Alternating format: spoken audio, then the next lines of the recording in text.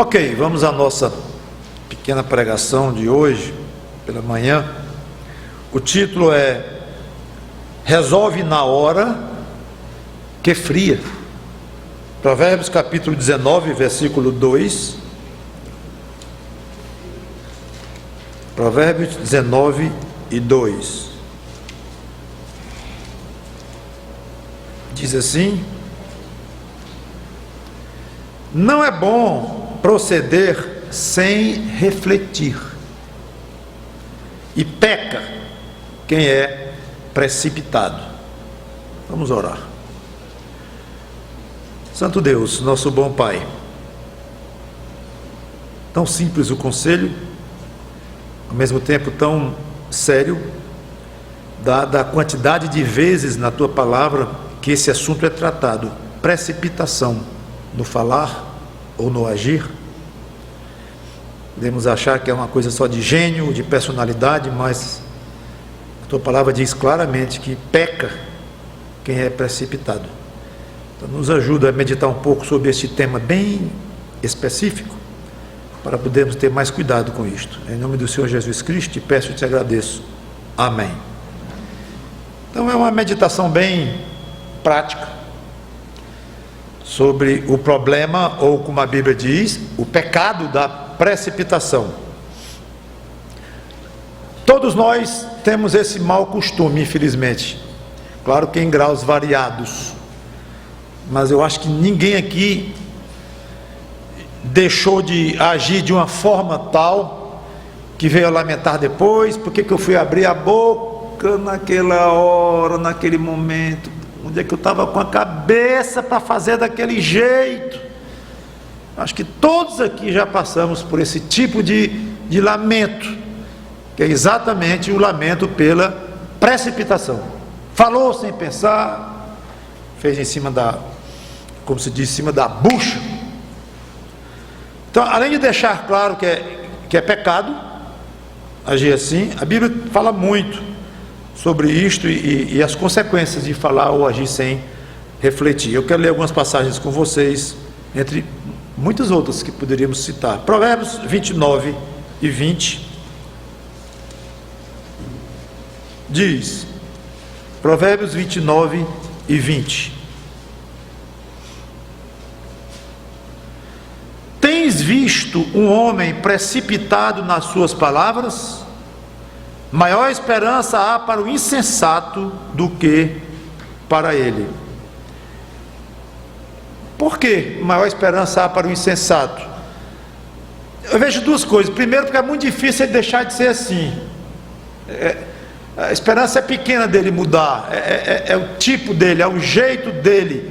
Agora, como eu falei na oração, o fato de ser o jeitão da pessoa, ou a personalidade, ou ter o sangue quente, como se diz, que isso contribui muito com a precipitação, isso não justifica absolutamente.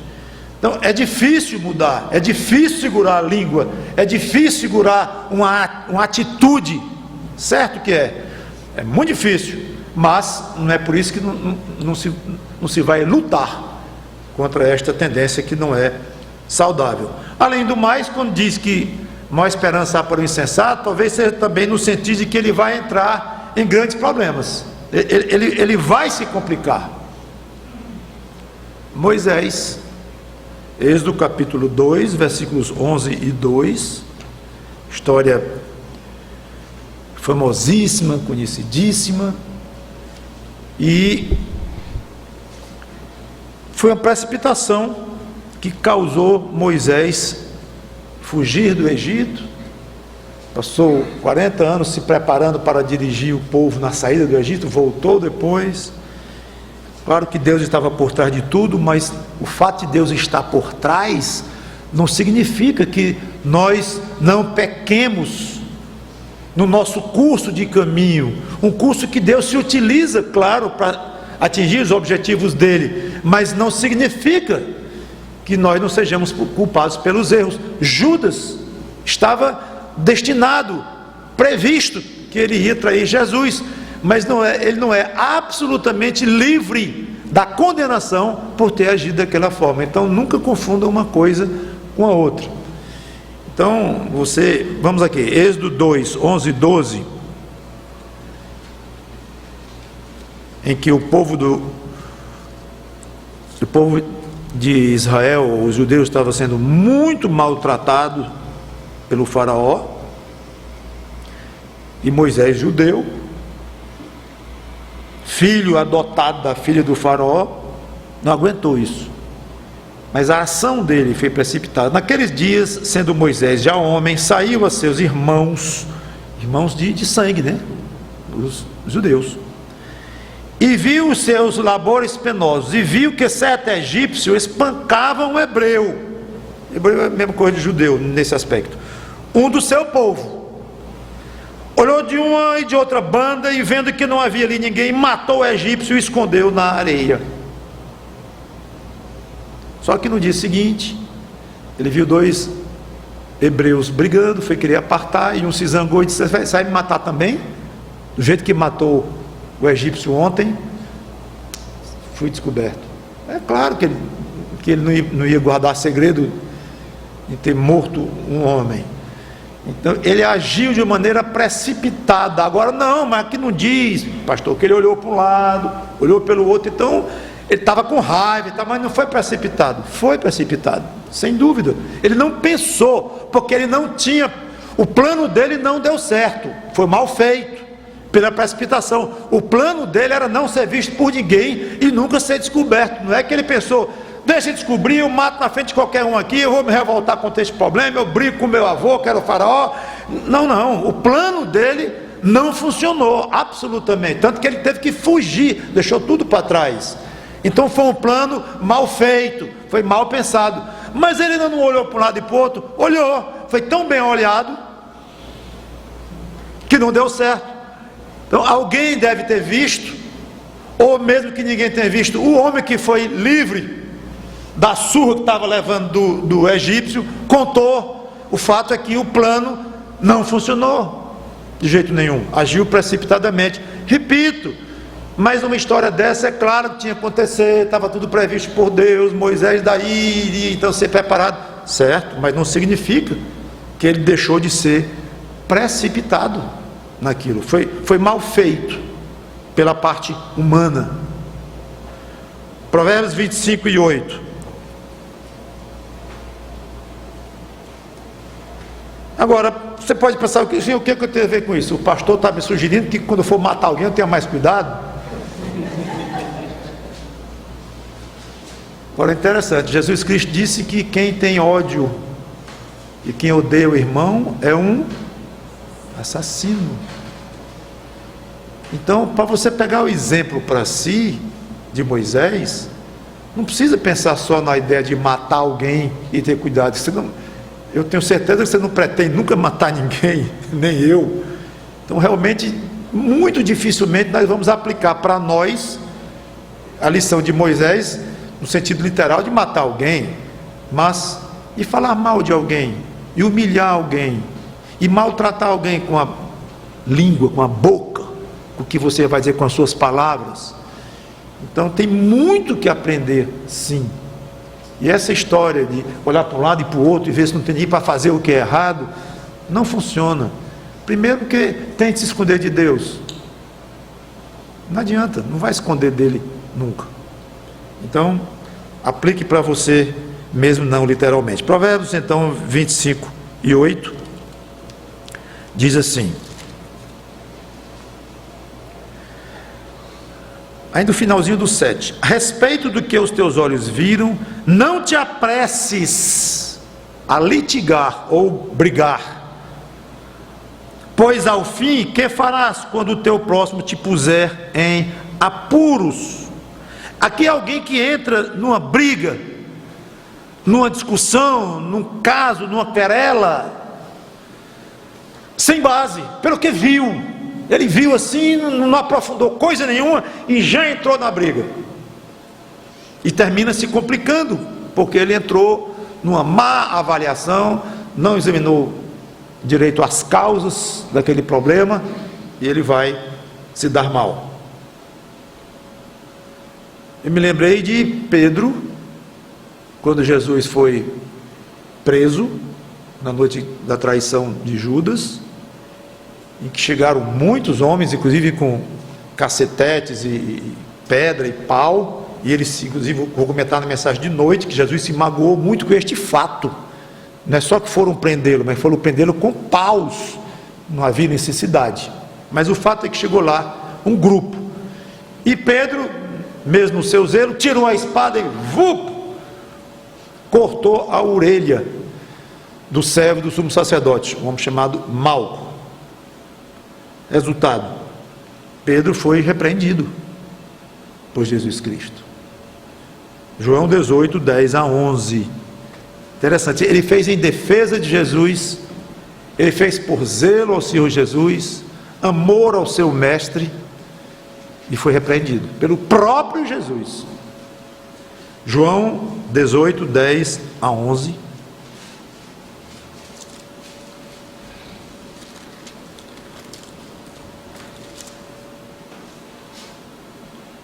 Então Simão Pedro puxou da espada que trazia e feriu o servo do sumo sacerdote, cortando-lhe a orelha direita, e o nome do servo era Malco. Mas Jesus disse a Pedro: mete a espada na bainha. Não beberei porventura o cálice que o Pai me deu? Pedro, não é hora, não é por aí, não tem nada a ver, Pedro. E não ficou nisso não. Mateus capítulo 26, versículos 52 em diante, o mesmo episódio. Mateus 26, 52 a 54. Então Jesus lhe disse: embainha a tua espada. Jesus para Pedro: pois todos que lançam mão da espada, a espada perecerão. Pedro, não é assim que se reage a uma situação dessa. Acaso pensas que não posso rogar a meu Pai, e Ele me mandará neste momento mais de 12 legiões de anjos? Pedro, você acha que eu preciso de você? Dessa espadinha, cortando a orelhinha deste homem? Pedro, eu poderia esmagar esses homens todos, só pedindo ao meu Pai, bastava pedir. Ele mandava, não era homem, lutar com ele, era anjos, destroçarem, fazerem pó desses soldadinhos aqui, Pedro. Então Pedro, precipitadamente, sem pensar, puxou a espada e feriu o homem. E eu fiquei pensando, será que Pedro era tão exímio assim, a ponto de dizer assim: eu vou ferir só a orelha dele? Ele acha que ele queria era no meio da cabeça, e ele errou. Ou talvez o instinto do homem se desviou e cortou a orelha dele. Mas é muito, muito improvável um homem pegar uma espada e dizer: eu vou cortar só a sua orelha direita, que foi o caso aqui, e cortou bem certinho. Detalhe, Jesus curou a orelha do homem, que aí ele ficou pior a humilhação para Pedro. O que Pedro fez, Jesus desfez na frente de todo mundo, demonstrando um amor enorme ao Senhor Jesus Cristo, controle, mansidão, tudo de bom para mostrar. E o pobre do Pedro, coitado, eu fico com pena do Pedro, porque eu me sinto um pouco na pele de Pedro, aquele zelo. Talvez muitos de nós faríamos a mesma coisa. Eu não quero criticar Pedro em tudo, porque foi o zelo dele, querendo defender o mestre dele, e achando muito ruim tudo aquilo, e vendo Jesus sendo preso de uma maneira daquela. Mas precipitou-se, não tem desculpa, precipitou-se e levou carão, e foi humilhado de várias formas, levando lição, e ainda mais a demonstração do Senhor Jesus Cristo de ter desfeito o que ele fez. Ruim isto. Então nem tudo que você faz por zelo vai ser aceito por Jesus Cristo, não. Se você tem um zelo errado, se você tem um trabalho, uma energia despendida numa certa atividade, mesmo por zelo pela obra, mas se vem com coisa errada ali dentro, vem com pecado dentro, é pecado ser precipitado, não vai ser aceito. E não foi aceito, não foi aceito. Orelha, volta para o lugar onde tu estava. Ele curou a orelha do homem. Vamos pensar bem nisto. Pense, é tão tão comum eu conversar com pessoas, a própria função de pastor, pessoas que entraram em apuros. Mas por quê? Como é que o irmão fez um negócio desse? Você disse isso para sua mulher? Disse, pastor. Você disse isso para o seu marido? Disse. Não é possível, disse. Eu não sei como é que eu estava com a cabeça, mas eu disse. Pois é. E você fez assim? Fiz. Você não pensou que podia acontecer assim, assim, assim, assim, assim? Não. Não pensou? Não. E para que você tem cabeça? Eu não digo assim, mas dá vontade. Provérbios 21:5. Mas muita gente não usa a cabeça para pensar nas consequências dos atos e das palavras, e se torna precipitado. Sofre com isso. Sofre. Provérbios 21:5. Outra consequência muito prática e desagradável, terrível, na vida, por ser precipitado. Nós ganhamos o pão com o suor do rosto.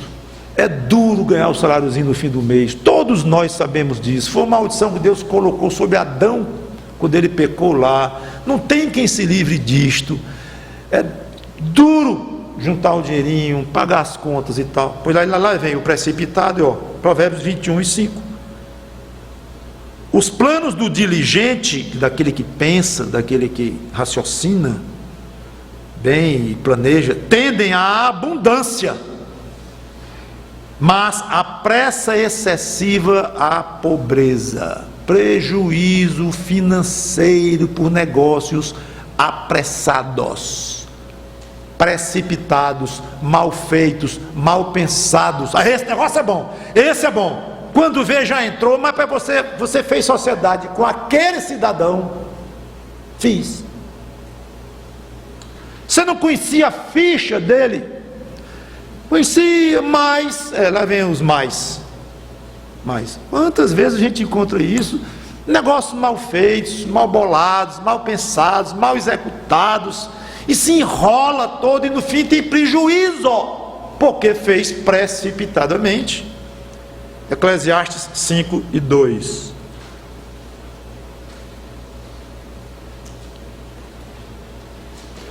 Eclesiastes 5:2.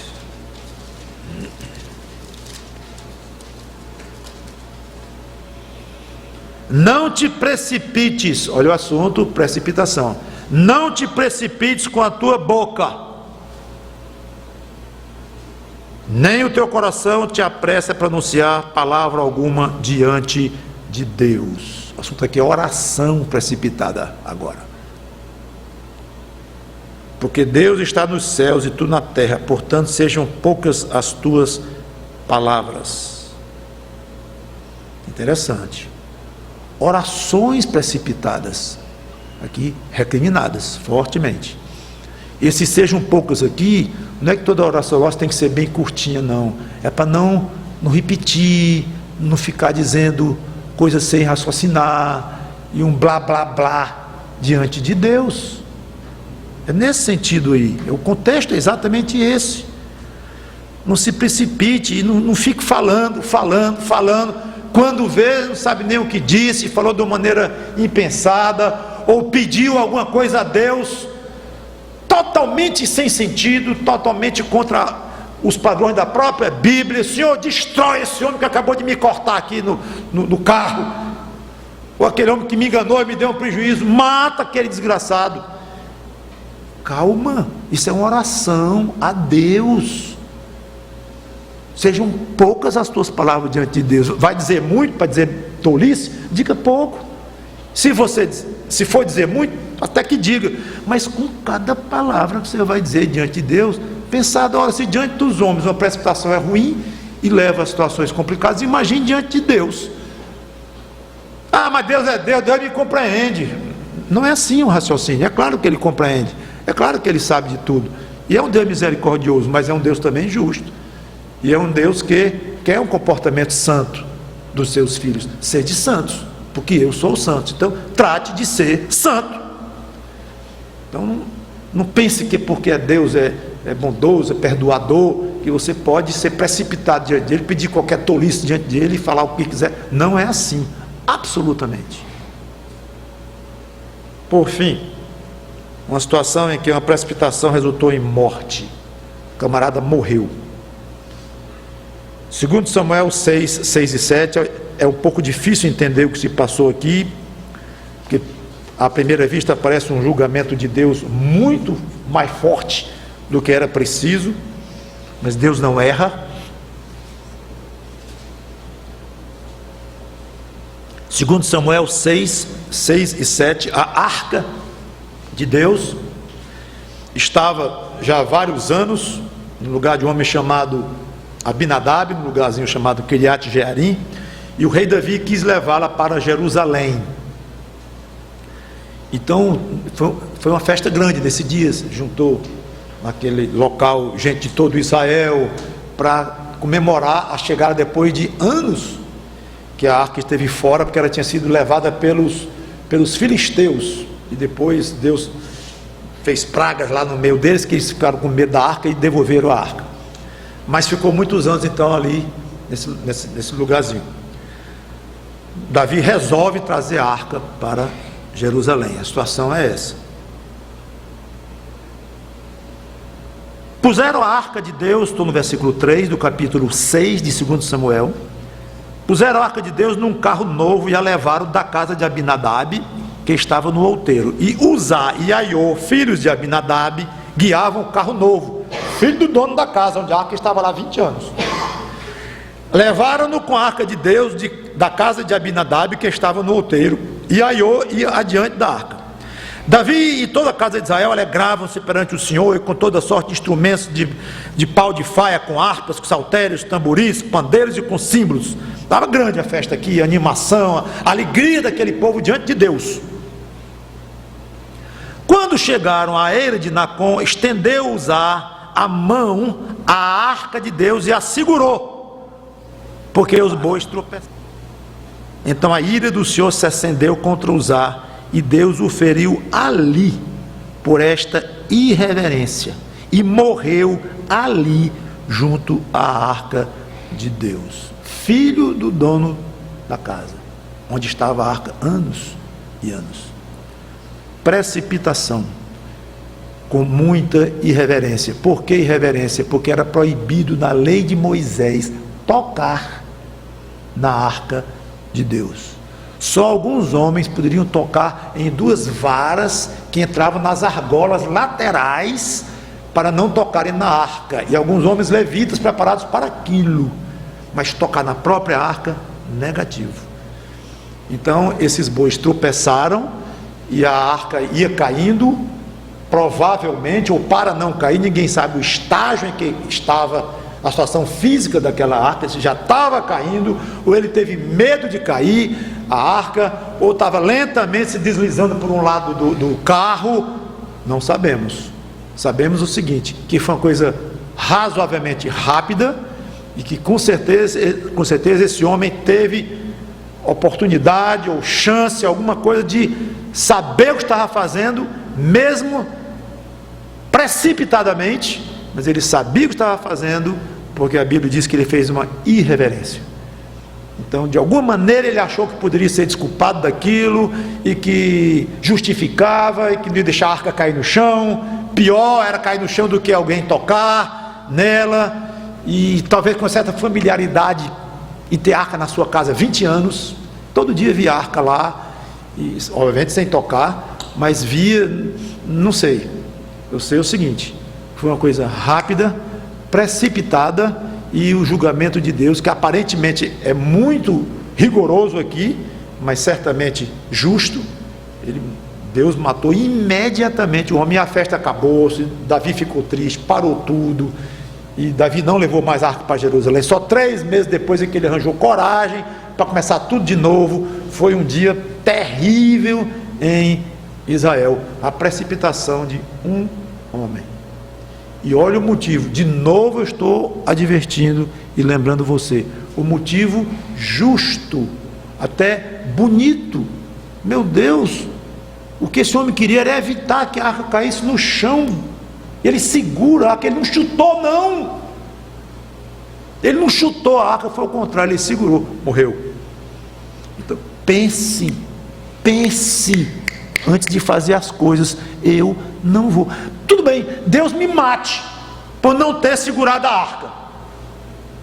Prefiro assim, porque é proibido pela lei dele. Então eu não vou segurar a arca, ela vai cair no chão, mas eu não vou segurar, porque é proibido por Deus. Ele seria louvado por Deus.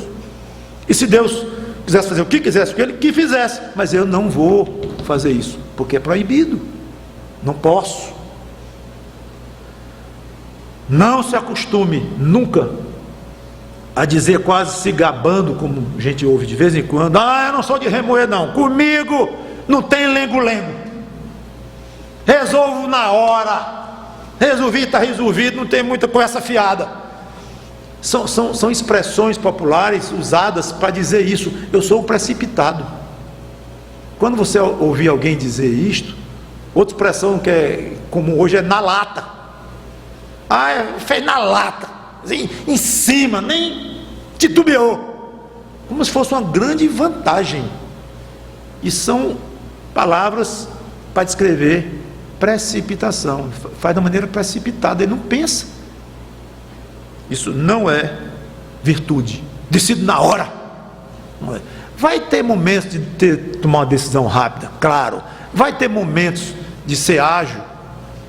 Aqui não está dizendo para você não ser ágil, para você não tomar nenhuma atitude que não seja meses pensando. E há o outro lado também, que é um erro, deixar para fazer amanhã. O que pode fazer hoje é bíblico também, mas o assunto de precipitação não é nem a rapidez em si, é não ter pensado, é não ter raciocinado o que estava fazendo, as consequências daquele ato ou da sua atitude. Pode ser uma decisão rápida, tudo bem, mas é questão de não pensar. Mais duas passagens eu encerro. Provérbios capítulo 14, versículo 29, que diz assim, Provérbios 14, 29: o longânimo é grande em entendimento, mas o de ânimo precipitado exalta a loucura. Forte, ele exalta, ele elogia, ele deixa a loucura, ele dá proeminência à loucura, ele dá um lugar de destaque à loucura, ou seja, ele faz muita loucura. Alguém que age precipitadamente, que não pensa no que está fazendo. Mais uma vez, como triste exemplo, Moisés. Números capítulo 20, versículos 6 a 11, e com esse relato eu encerro. Números 20, de 6 a 11.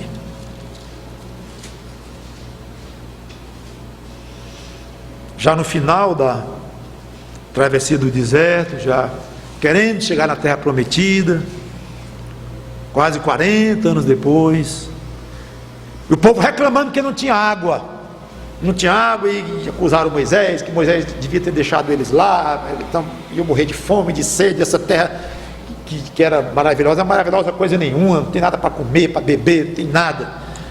Então Moisés e Arão se foram de diante do povo para a porta da tenda da congregação e se lançaram sobre o seu rosto, e a glória do Senhor lhes apareceu. Disse o Senhor a Moisés: toma a vara, ajunta o povo, tu e Arão, teu irmão, e diante dele falai à rocha, e dará a sua água. Assim lhe tirareis água da rocha, e dareis a beber à congregação e aos seus animais.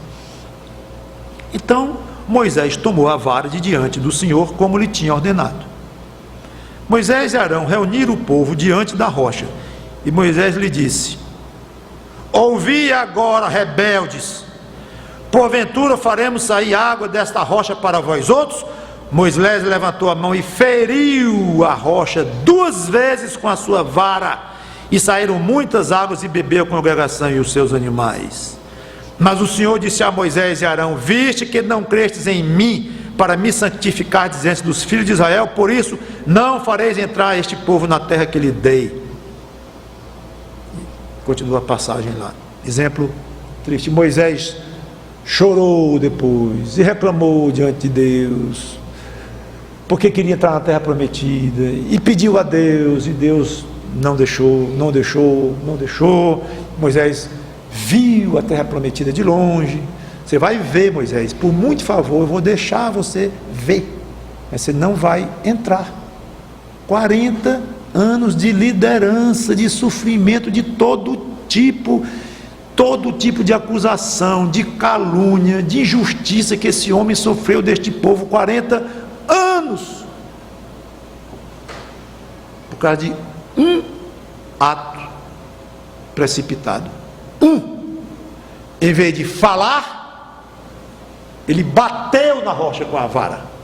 Inclusive eu tenho uma pregação inteira sobre esta passagem, muito rica de lições para nós, mas eu quero só focalizar nisso e encerrar. Precipitação, não pensou nas consequências, estava com raiva, estava zangado, irritado, com razão, chateado, com razão, chamou o povo de rebelde, com razão. Quando eu digo com razão, é verdade que o povo era rebelde, é verdade que Moisés tinha motivos para estar zangado, irritado, cansado, já velho, tudo é verdade, mas novamente, pela terceira vez eu digo, não justifica diante de Deus uma precipitação, um ato mal feito, um pecado cometido sem pensar, sem raciocinar, em cima, mesmo cheio de razão, mesmo por zelo ao trabalho de Deus, mesmo por zelo ao próprio Senhor Jesus Cristo em pessoa, como foi o caso de Pedro e Malco. Então, muito cuidado vocês, muito cuidado Mauro, muito cuidado nós todos crentes em Jesus Cristo, com o que nós falamos e com o que nós fazemos. Não tem desculpa diante de Deus. Precipitou-se, pecou. Vamos orar. Obrigado, Senhor Deus, pela Tua palavra, que Teu Espírito Santo nos ajude nessa luta contra a nossa carne, nosso ego, nosso orgulho, nossa raiva no sentido pecaminoso, nossa vontade de vingança, nossa recusa em ser humilhado, em ser contraditado, e tantos pecados e defeitos que nós temos que explicam a nossa precipitação, nosso agir sem pensar, mas não adianta, não há justificativa diante de Ti. Nos ajuda a sermos mais pensados, não digo nem mais calmos, que não é o assunto especificamente, não é que não podemos tomar uma atitude rápida, Senhor, mas nos ajuda que até as atitudes e as decisões rápidas que às vezes a vida mesmo nos obriga a tomar, mas que elas sejam pensadas, consideradas, avaliadas e por fim respeitadas. Para a honra e glória do Senhor Jesus Cristo nós te pedimos agir assim, e em nome dele te pedimos, amém.